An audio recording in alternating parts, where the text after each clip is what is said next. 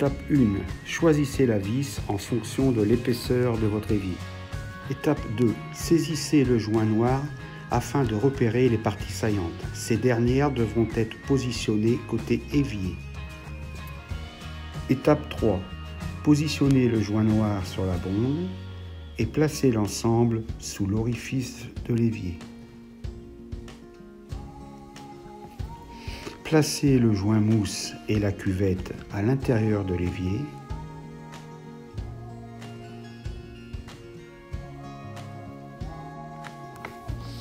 Et vissez l'ensemble à l'aide de la vis et du tournevis. Étape 4. Placez la pièce de jonction à l'intérieur du tube annelé et emboîtez le T de trop-plein dans celle-ci.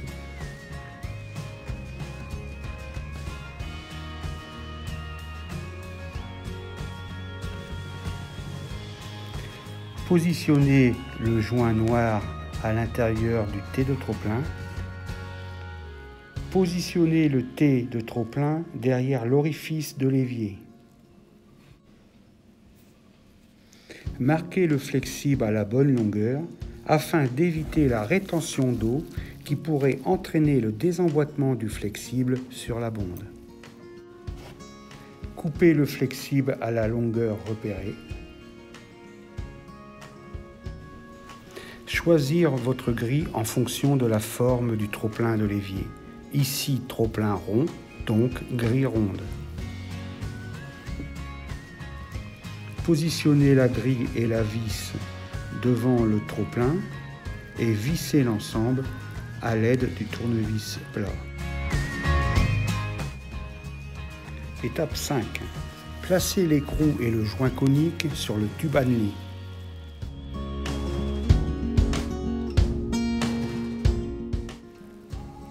Et vissez l'ensemble sur la bonde.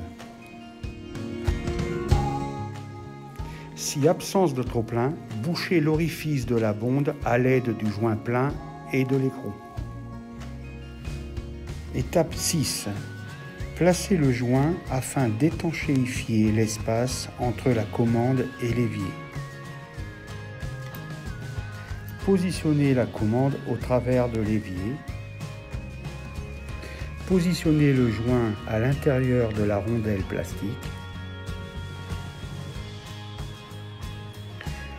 et vissez l'ensemble à l'aide de l'écrou.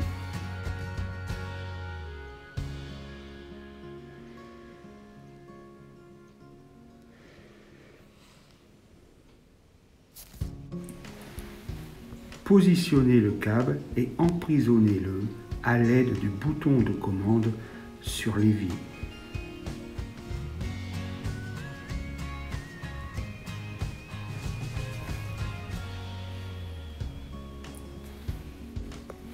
Et vissez la câblerie à l'aide de l'écrou plastique. Pour obtenir une amplitude maximale d'ouverture-fermeture du plateau, il est nécessaire que l'épaisseur de l'évier ne dépasse pas 17 mm. Étape 7, dernière étape. Veuillez régler la tige sous le panier à l'aide de la clé plate afin d'obtenir une ouverture optimale de ce dernier.